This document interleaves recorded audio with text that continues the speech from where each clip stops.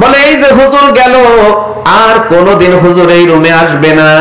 তাহলে মৃত্যু হত্যা করার পরিকল্পনা আগে থেকে জোরে বলেন ছিল কি ছিল না? আপনারা ভিডিও দেখেছেন আমার ভাইরা, হাসতে হাসতে গিয়েছে, সালাম দিয়েছে, পুলিশদেরকে ধরে নামালো যখন, মুখের ভিতরে চাঁদের হাসি তখন। এখন স্ট্রোকের রোগী, ও তো এমনিতেই মুখ বেঁকিয়ে যায়, ওনার ভিতরে অসুস্থতার কোনো চিহ্ন ছিল না। একজন নার্স বলতেছে আমি ওনার খেদমতে ছিলাম, ডাক্তার আসলো আর বলল তুমি একটু ওই দিকে ফিরে তাকাও। একটা ইনজেকশন নাভির ভিতরে ঢুকিয়ে দিল যখন, 3 মিনিটের মাথায় শুধু 2 বার আল্লাহু আকবার আর 1 বার আমার ভাইরা তাওহীদের কালেমা পড়তে পড়তে আল্লামা সাইদি বিদায় নিয়ে গেলেন। তখন আমার ভাইরা, আমার মনে হয় এত বড় আল্লাহর ওলিকে এইভাবে করে মেডিকেল কিলিং এর মাধ্যমে বিদায় করে দেওয়ার কারণে আমার মনে হয় উনি বলেছিল আল্লাহ এই জুলুম তুমি সহ্য করো না, এই জন্য আমার আল্লাহ বেশি দিন সহ্য করে নাই। জোরে বলেন ঠিক না বেঠিক? কলিজার টুকরা মুসলমানেরা ভালো করে লক্ষ্য করেন, আবু লাহাব বলল তাইবা তোকে আর বেশি সময় বাঁচিয়ে রাখা যাবে না, এরপরেও দেখি একটু চেষ্টা করে কত সময় ধরে রাখতে পারি। বলল এই দেশে রাখলে বাঁচার কোনো উপায় নাই। বন্ধুরা আমার, ভাইয়েরা আমার, আল্লাহ যখন ধরে তখন আর নিজ মাতৃভূমিতে থাকতে দেয় না। এত ক্ষমতা, এত পাওয়ার। বলল সেনা অফিসারকে, বলল ও অফিসার, মাত্র 45 মিনিটের একটা বক্তব্য আমি দিতে চাই, যদি তোমার অনুমতি পাই। বলল না, দেশের পরিস্থিতি ভালো না, 45 মিনিট যদি দেরি হয় বঙ্গভবন আর গণভবনের একটা ইটও জনগণ রাখবে না। আমার মুসলমান ভাইরা ভালো করে লক্ষ্য করেন, আবু লাহাব তাইবাকে নিয়ে সিরিয়ার উদ্দেশ্যে তাকে আত্মগোপনে রেখে আসবে।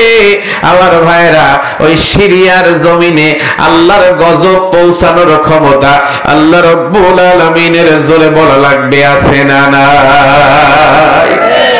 তাইবাকে নিয়ে রওনা হয়ে গেল। যখন সন্ধ্যা হলো তখন, আর সন্ধ্যা হয়ে গেল যখন, আবু লাহাব চতুর্দিকে বাঘ আর কুকুর দেখলো তখন, দেখার সাথে সাথে আবু লাহাবের কণ্ঠটা নরম হয়ে গেল। আমার ভাইরাও তাইবা ডাক দিয়ে বলতেছে বাবা, কণ্ঠ নরম হওয়ার কারণ কি? বলে দেখিস না বাঘ আর কুকুরের কণ্ঠ যেমন গরম, আমি আবু লাহাবের কণ্ঠ তেমন নরম। আমার ভাইরা সিরিয়ায় পৌঁছে গেল যখন, আবু লাহাব বড় বড় সাইজের উট গুলো বাছাই করে চতুর্দিকে উটের ব্যারিকেড দিল। তখন উটের ব্যারিকেড দিল, এবার বলতেছে ও তাইবা ডাক দিয়ে বলে বাবা, উটের ব্যারিকেড দেওয়ার কারণ কি? বলে বাঘের ভয়ে। বলতেছে আব্বা তোমার কি মাথা খারাপ? বাঘ এসে একটা হুঙ্কার দেবে যখন, উটের গোষ্ঠী নিজের জীবন নিয়ে পালাবে, তখন ওরা আমাদের জীবন বাঁচাতে আসবে না। আবু লাহাব এবার উটের পিঠের মালামাল গুলো নিয়ে উচ্চ টিলার ব্যবস্থা করলো। আমার ভাইরা, আর ওটা এবার ডাক দিয়ে বলে বাবা এত কিছু করে কোনো লাভ নাই, মুহাম্মদ মক্কায় আর আমরা সিরিয়ায়। যে মুহাম্মদ মক্কায় বসে সিরিয়ায় বাঘ পাঠাতে পারে, ওই মুহাম্মাদের ডিজিটাল রাডার ফাঁকি দিয়া আমাদের পক্ষে সম্ভব না। বাবা তুমি কি ভুলে গেছো আমরা বাপ আর বেটা মিলে যে অন্যায় করেছি? দিল্লির মামু বাড়ি গেলেও জনগণ আমাদেরকে ছাড় দেবে না, মাটির তলদেশে গেলেও ছাড় দেবে না, ওখান থেকে তুলে আমাদেরকে জনগণের আদালতে বিচার করা হবে। জোরে বলেন ঠিক না বেঠিক? কলিজার টুকরা মুসলমানেরা, চতুর্দিকে উটের ব্যারিকেড। ভাগ মুস্কি মুস্কি হাসে আর বলে, বাপ বেটার মনে হয় মাথার তাজ ছিঁড়ে গেছে। এসে একটা হুমকি দিল যখন, উটের গোষ্ঠী নিজের জীবন নিয়ে পালালো তখন।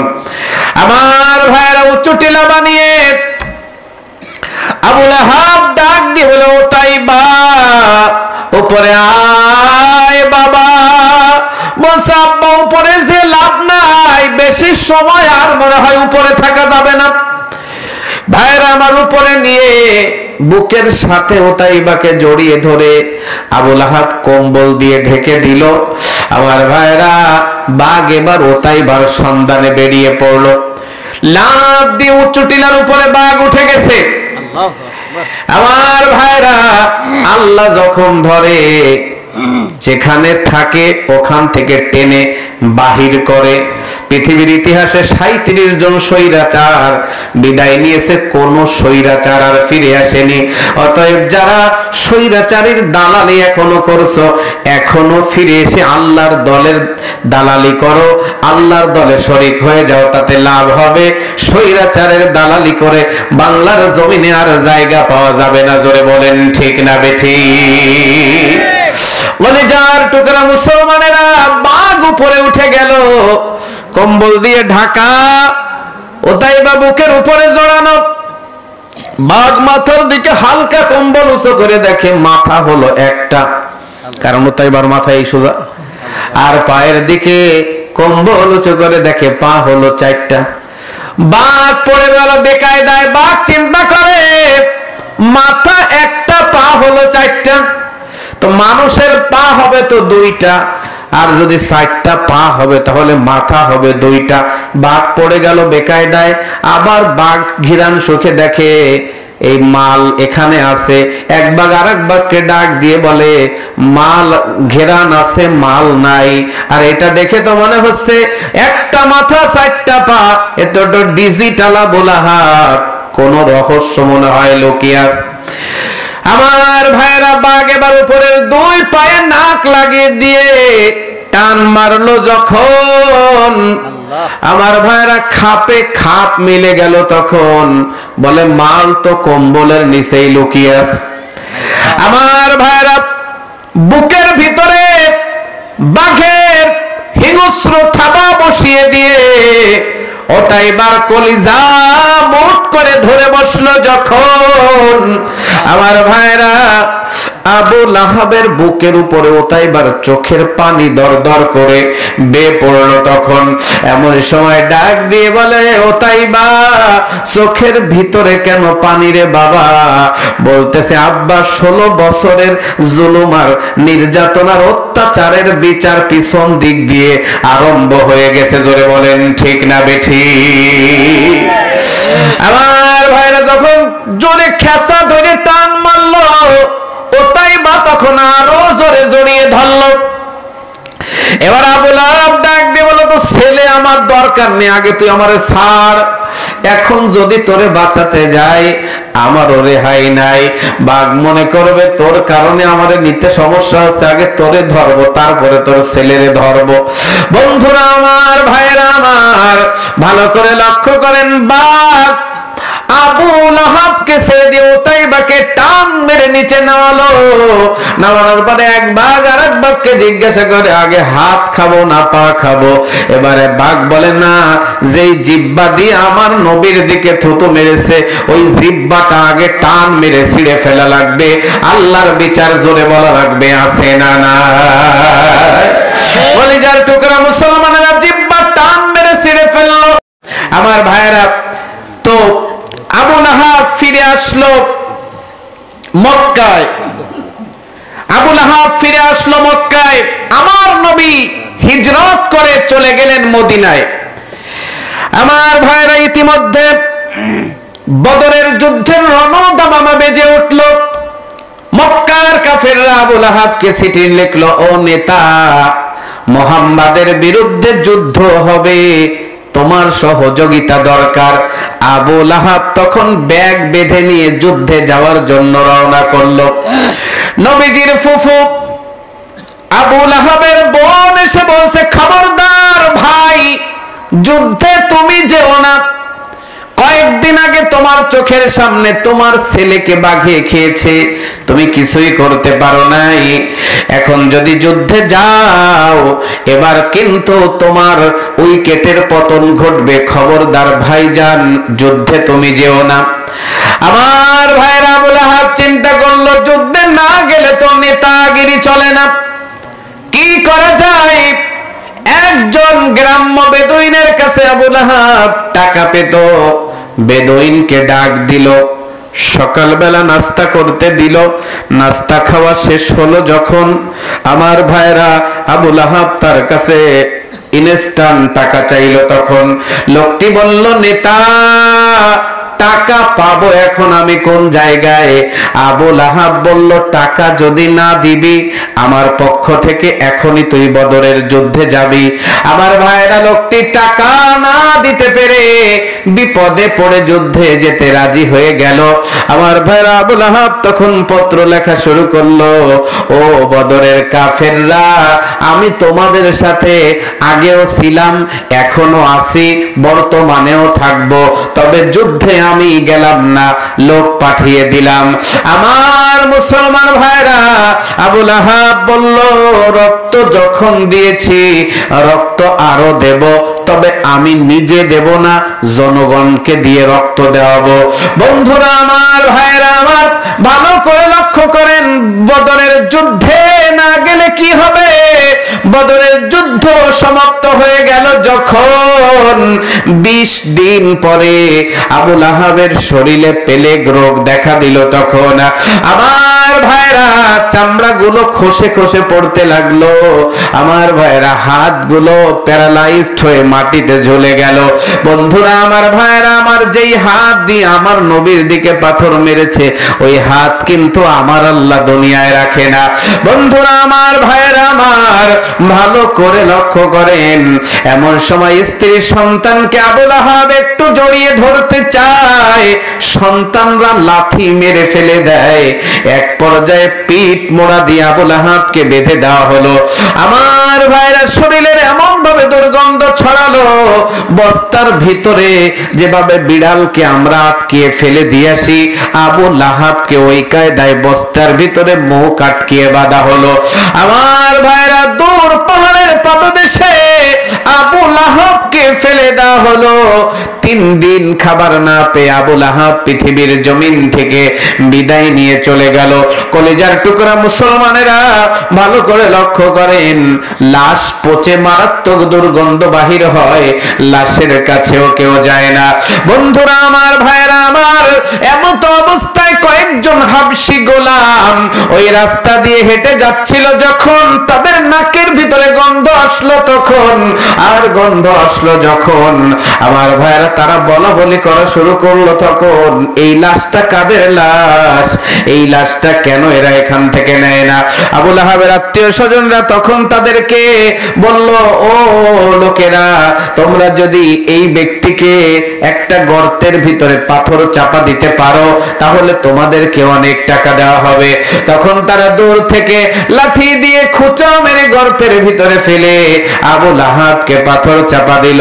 পৃথিবীর মানচিত্রে নীল আকাশের নিচে আপনজন যদি ইসলামের দ্বীনের কোরআনের বিরোধিতা করে, আল্লাহ রাব্বুল আলামিন তাদেরকে কিন্তু কখনো ছাড় দেয় না। জোরে বলেন ঠিক না বেঠিক?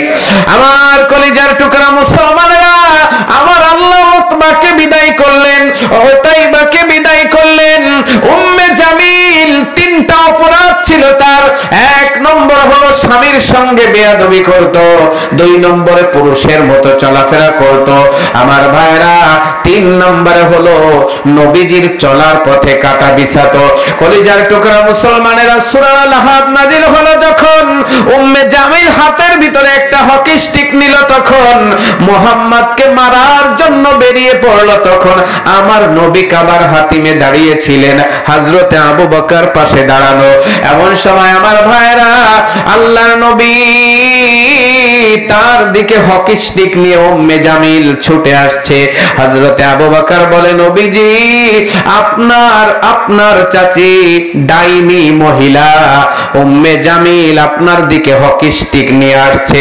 আমার নবী ডাক দিয়ে বলে, আবু বকর, আমাকে দেখা তো দূরের কথা, আমার কাছেও আসতে পারবে না, আমাকে দেখতেও পারবে না। আল্লাহ রাব্বুল আলামিন কোরআনুল কারীমের ভিতরে জানিয়ে দিয়েছেন, ফাইদা ক্বারাআতাল কুরআনা জাআলনা বাইনাকা ওয়া বাইনাল্লাযীনা লা ইউমিনুনা বিল আখিরাতি হিজাবাম মাসতুরা। জোরে বলুন আল্লাহু আকবার। ও আবু বকর, আমার চাচি যখন আমার দিকে আসা শুরু করেছিল, আমি সূরা ইয়াসিন পড়া শুরু করেছিলাম, আর 10টি আয়াত সমাপ্ত করলাম যখন আমার চাচি আর আমার মাঝে আল পর্দা ফেলে দিলেন আমার আল্লাহ, তখন আমার চাচি আমাকে দেখতেই পেল না। আমার ভাইয়েরা, উম্মে জামিল কিভাবে মৃত্যু হলো? কাঠ সংগ্রহ করার জন্য উম্মে জামিল একদিন জঙ্গলে গেল, অনেকগুলো কাঠ সংগ্রহ করলো। এই কাঠগুলো প্রচন্ড ঝড় আরম্ভ হলো। এক মাথা দিয়ে রশির কাঠগুলো বাঁধলো, আর এক মাথা নিজের গলায় বেঁধে রাখলো। আমার ভাইরা, প্রচন্ড উল্টা পাল্টা বাতাস আরম্ভ হয়ে গেল যখন, আর উঁচু জায়গা থেকে কাঠের যে আটিটা ছিল ওটা হালকা ঝুলে পড়লো যখন, আর উম্মে জামিলের গলায় রশিটা আটকে গেল, তখন আল্লাহ রাব্বুল আলামিন উম্মে জামিলকে অপমানজনক মৃত্যু দিয়ে দিলেন। এই জন্য জুলুম, নির্যাতনার অত্যাচার করে যারা, আমার ভাইরা, এদের শেষ পরিণাম কখনো ভালো হয় না। জোরে বলেন ঠিক না বেঠিক? আমার মুসলমানের, আমি সব জায়গায় বলি, অজ্ঞাতনামা একটা লাশ পাওয়া গেল রোডের কিনারায়, পাওয়া গেল যখন লোকেরা মসজিদের ইমামের কাছে তাকে হ্যান্ড ওভার করলো, তখন ইমাম মুসলিম মেয়েদের কাছে ওই মহিলার লাশটা উঠিয়ে দিল। যখন তারা গোসল করাবে, কিন্তু মাথার কাপড় সরিয়ে দেখে মাথার ভিতরে বড় একটা সিঁদুর টানা। আমার ভাইরা, মুসলিম মেয়েরা বলে, আল্লাহু আকবার, আল্লাহু আকবার। যে মালায়নের বাচ্চা মালায়ন, একে তো মুসলমানদের নিয়মে গোসল করানো যাবে না। হিন্দু মায়েদের হাতে দিল, যখন তারা গোসল করাতে যাবে, যখন হাতের কাপড় সরিয়ে দিয়ে দেখে তখন হাতের ভিতরে হাজারে দানা তসবিহ। তখন তারা বলে, রাম রাম রাম। এই যে মুসলমানের বাচ্চা মুসলমান, এখন হিন্দুরাও নেয় না শ্মশানে, মুসলমান নেয় না ও কবরে। তুমি দিল্লিতে গিয়ে মোদির হাতে চুমু খাবা, আর ওই হিন্দুদের মন্দিরে গিয়ে পূজা করবা, আর মক্কা শরীফে গিয়ে উমরা করে গুমরা হয়ে ভোট ভিক্ষা করবা।